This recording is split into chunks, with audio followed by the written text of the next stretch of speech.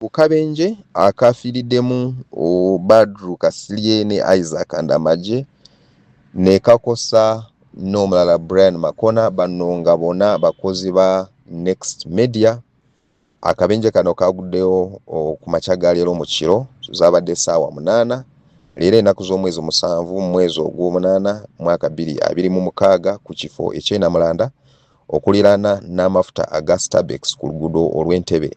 Akabenje kano kabaddemu emmotoka 2, emu nga ya kika kya Toyota Alex abagenzi mwe babadde nga batambulira, ate n'emmotoka eya Toyota Hilux. Okunoonyereza okwakakolebwawo kigambibwa nti omuvuzi owa mmotoka ya double cabin Toyota Hilux UAS 976W ono yabadde ng'atambula ava Entebbe ng'adda e Kampala, ate n'ava mu layini ye gye yandibadde ng'atambuliramu n'adda mu layini abagenzi gye mwabadde nga batambulira, ate kwe kukoonagana, ate ababiri ne bafiirawo n'omulala n'akoseddwa.